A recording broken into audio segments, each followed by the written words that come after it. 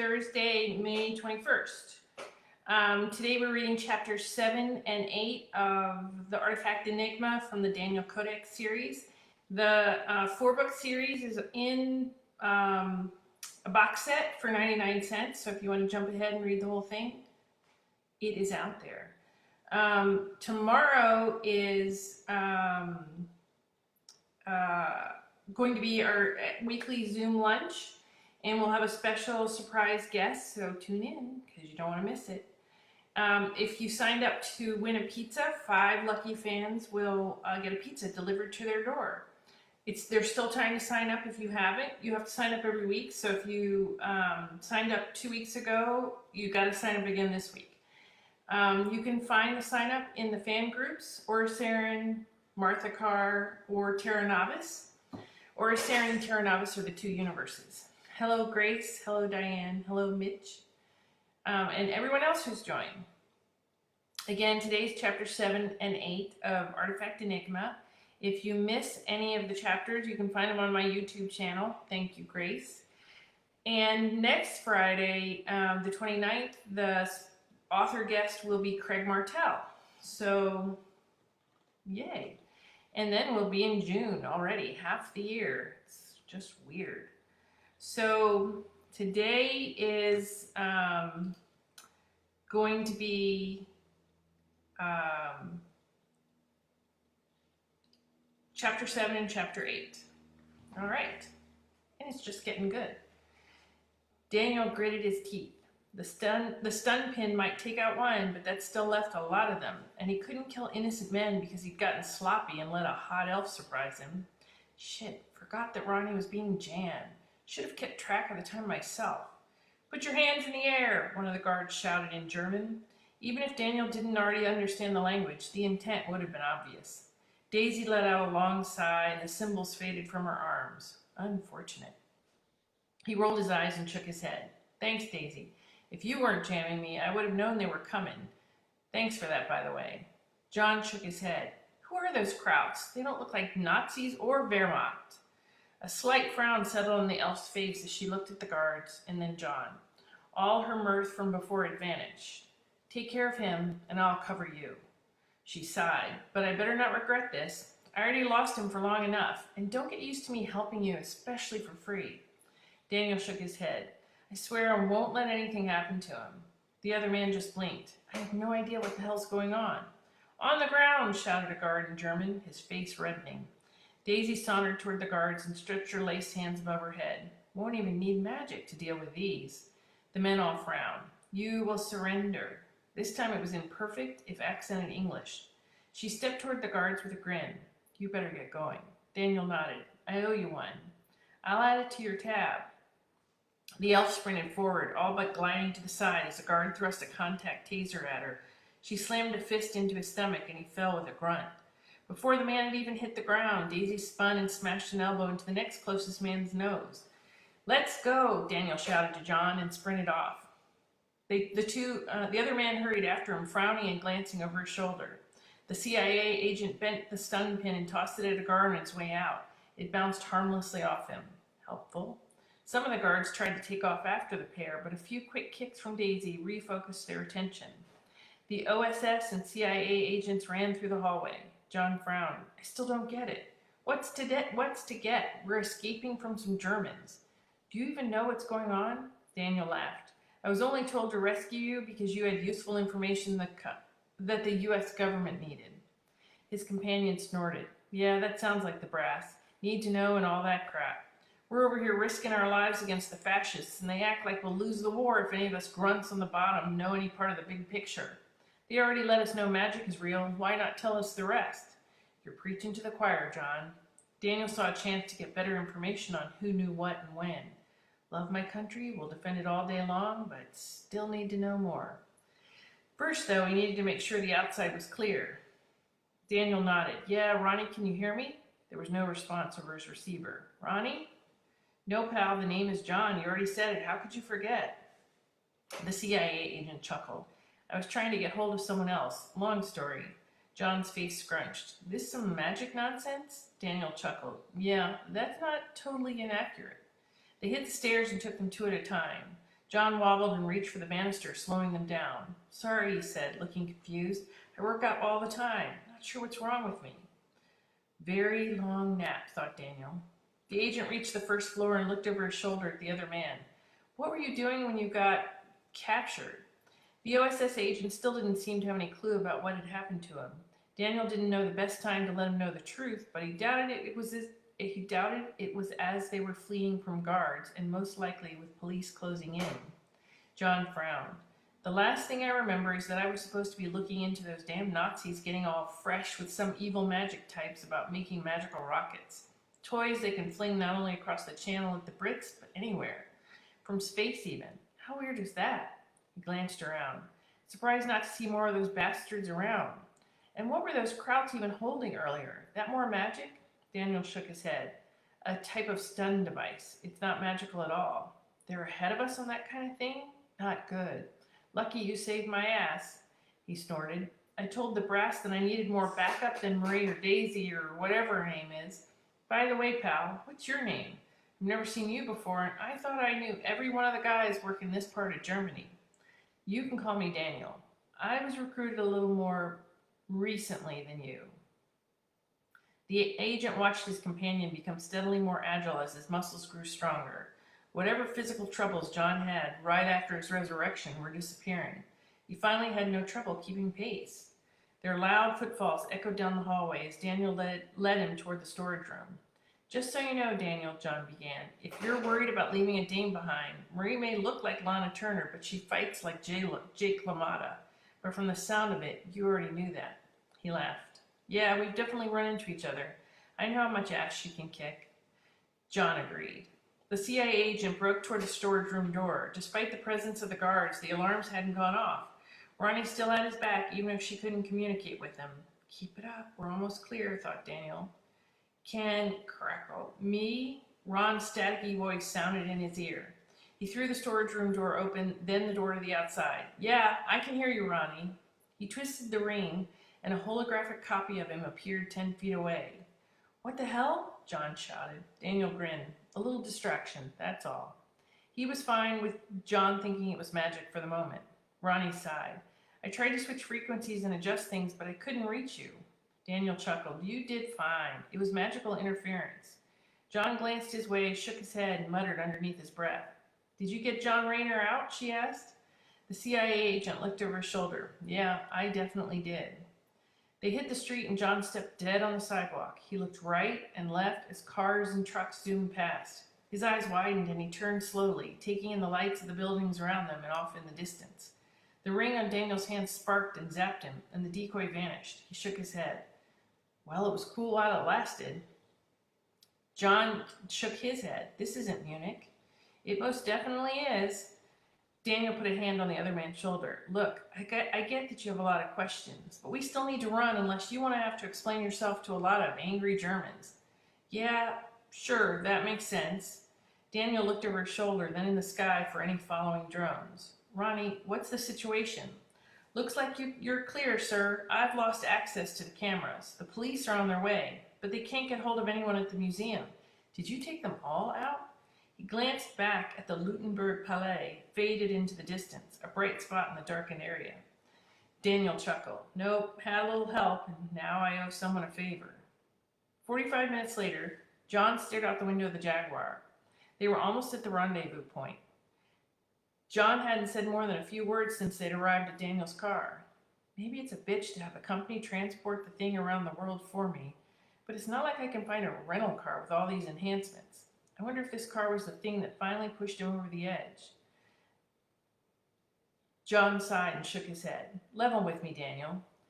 Daniel glanced at his passenger. About what?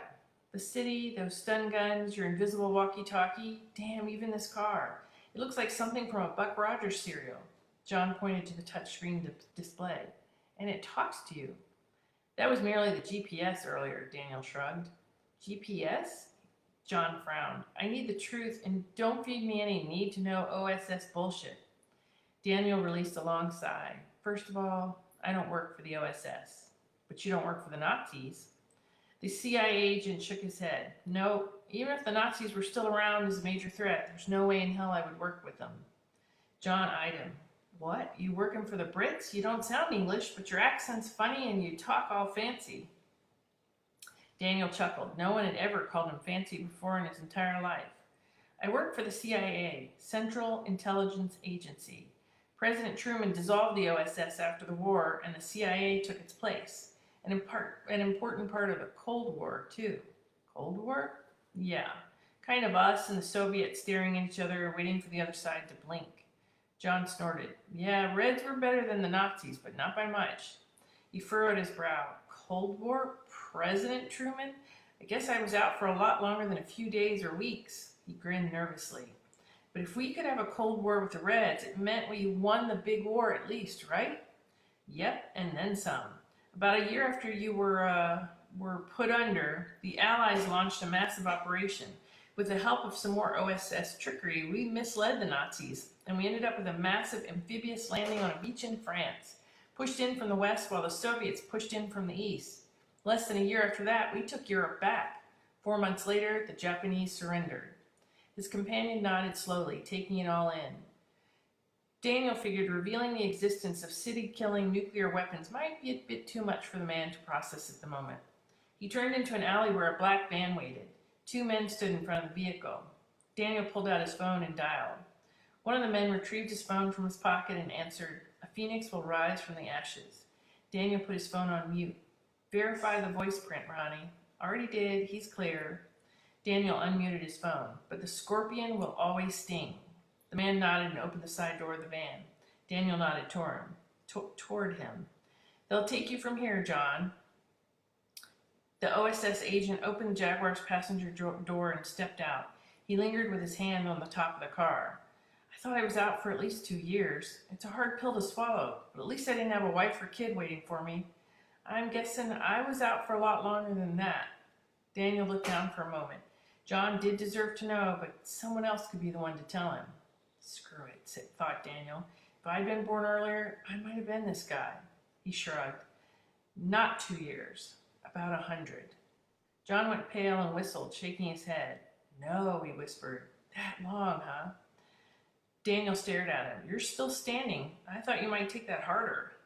John shook his head. "Look, my head's spinning like a well-oiled top right now, but it wasn't all that long ago. Well, it wasn't that long ago for me anyway.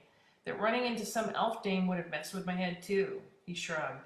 "Still got Carrs, Germans, and elves. The world's not so different. A lot more magicals out in the open. These days everyone knows about magic." John grinned. "You're telling me the streets are filled with beautiful elf dames?" He whistled. "Do they all wear outfits like Marie Daisy?" Daniel shrugged. "Not quite, but there are still a lot of magicals walking around." The OSS agent stepped away from the door. "Not a bad thing for this Rip Van Winkle to wake up to." He winked and slammed the door shut. Ronnie laughed over her link. "I guess men don't change no matter what decade they're from." Daniel grinned. "Good luck, John. You're going to need it." And that was chapter 7. On to chapter 8. Hope everyone's having a good day. Remember, Zoom lunch tomorrow with a special surprise author guest. 1 p.m. Central Time. The link for the Zoom is in the fan groups, and we'll post it again for you in the morning so that if you missed it, you can get it.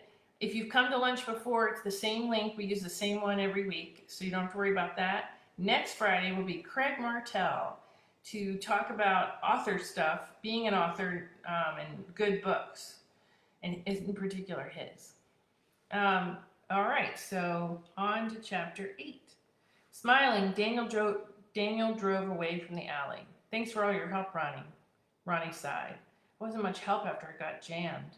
It all worked out in the end, so don't worry about it. I'm sure you'll be able to make a link that they can't jam with magic so easily.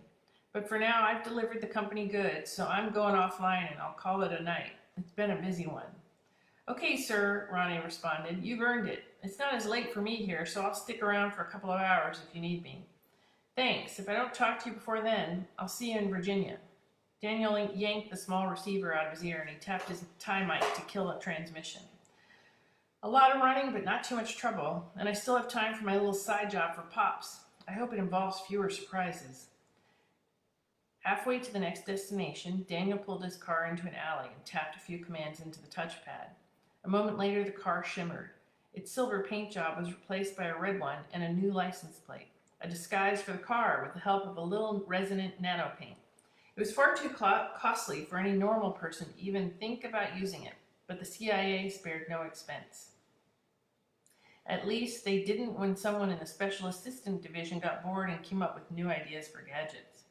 Sometimes the agent half wondered if the CIA existed more to test out exotic technologies than to collect intelligence.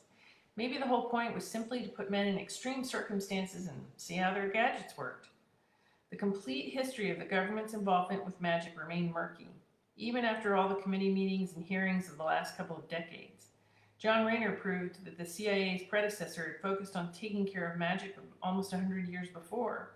Scraps here and there had mentioned other groups as well, such as the Pinkertons working with the US government on magical defense as early as the 19th century. John's right, thought Daniel. The world keeps spinning, but things don't change that much. Greedy bastards, dangerous countries, and the men and women trying to protect their country. Daniel reversed, backing the car out of the alley and onto the street. He'd called ahead and his contact was waiting, but the man wouldn't hang around all night.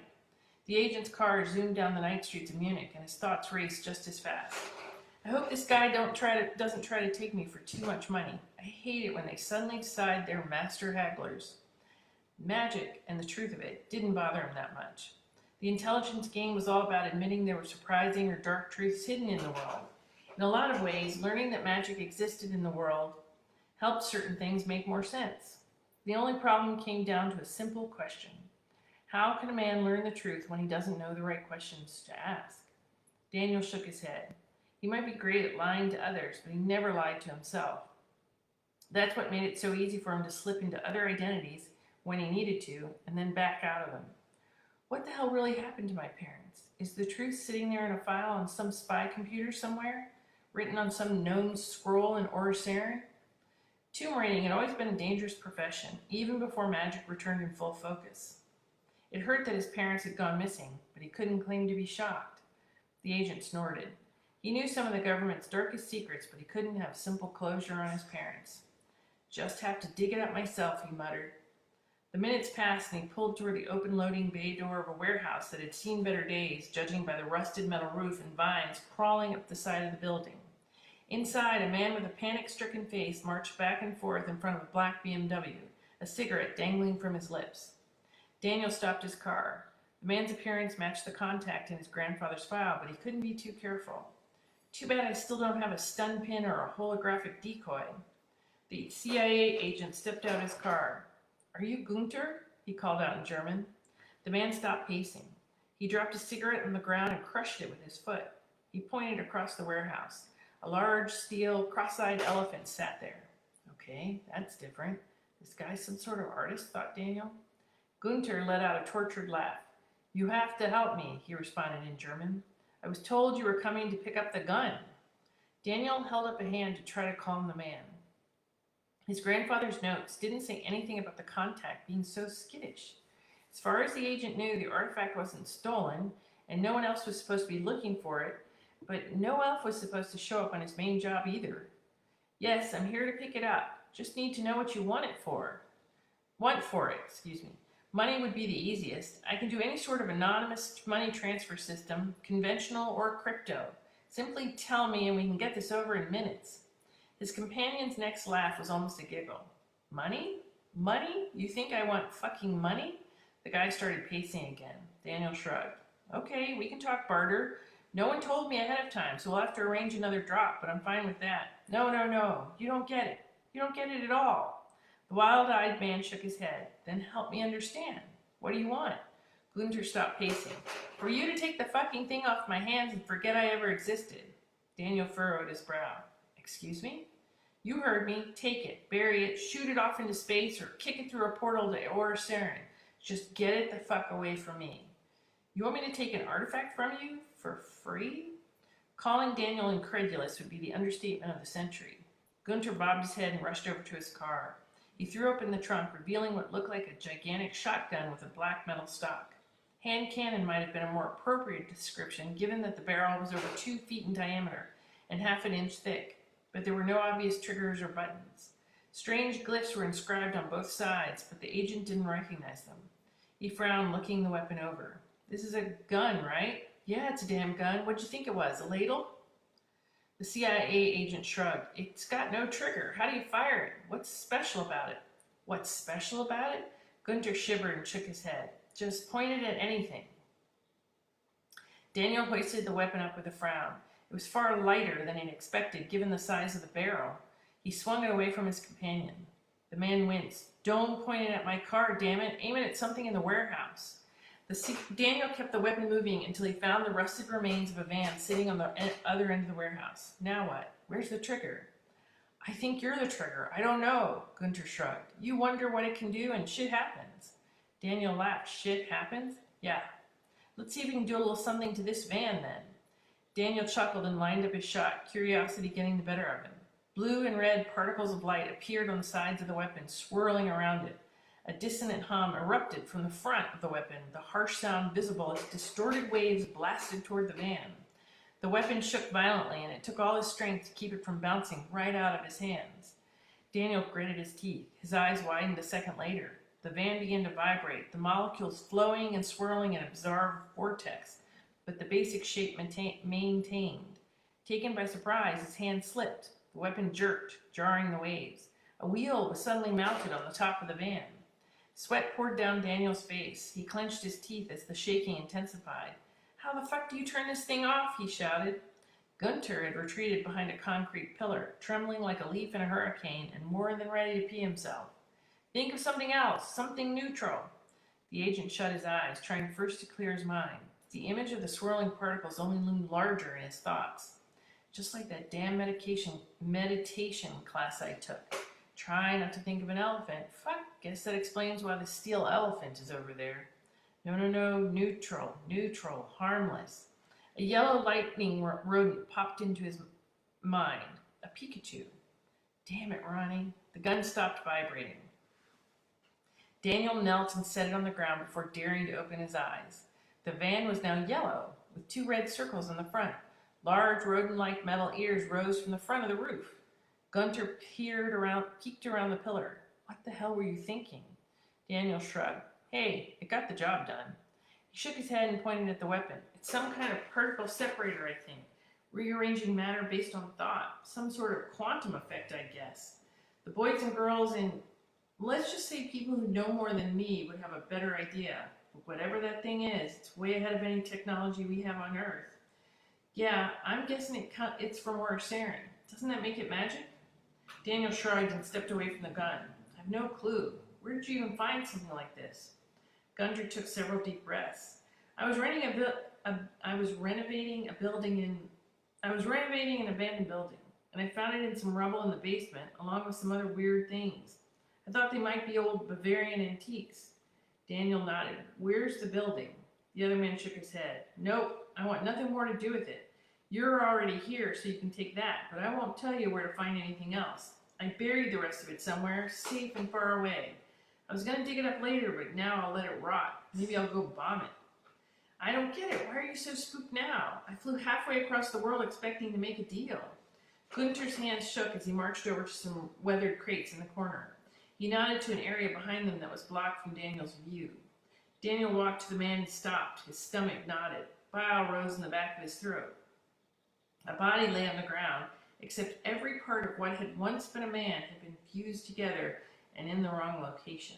More than a few organs were outside the body, and half the skin was missing or merged with the ground. Gunter swallowed and crossed himself. That was my friend. We were only joking around. We'd used it a few times on some cans and building materials before. No big deal. I didn't mean to do it. I just accidentally pointed it at him. Daniel pulled out his second phone. This body can't be left here. I know, but I can't call the police. They'll think I did it on purpose. Don't worry. I know people can handle this sort of thing discreetly. Daniel dialed. Purity Solutions, came a chipper female voice over the line. The CIA agent rattled off a long alphanumeric sequence. Put me through to Lydia. Right away, sir.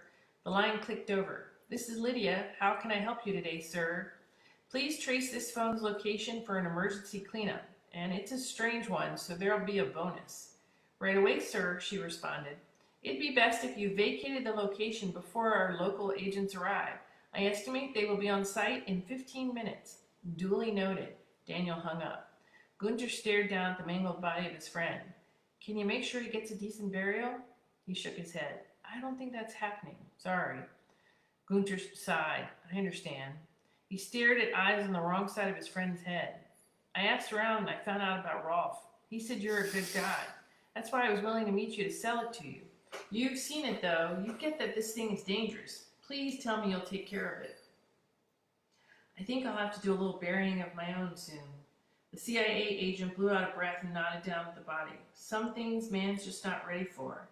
He spun on his heel to head for his car. Gunter ran after him. Wait, where are you going? You have to take it. Don't worry, I'm taking it, but I'm not touching it directly again. I'll grab an emergency blanket from my trunk. Daniel continued toward his Jaguar, shaking his head. Did Pop know the details, he thought. There's no way he'd want something this dangerous for the shop. Why didn't he say anything? Some side job, he muttered. And that is it for 7 and 8. And a Thursday. And that's it for the reading for this week, because tomorrow will be Zoom lunch with a surprise guest author. I hope you've entered to win a pizza. 5 lucky fans will win. Hope you're having a good day. We are almost through May. It's hard to believe. We are 5 months into this very, very strange year, which we will probably never forget. I hope you all are finding fun things to do and ways to reach out that are safe and appropriate for you. And I will see you back here tomorrow at 1 p.m. Central Time for Zoom lunch. Bring your lunch. And then we will pick up where we left off on Monday for chapters 9 and 10. And I will talk to you later.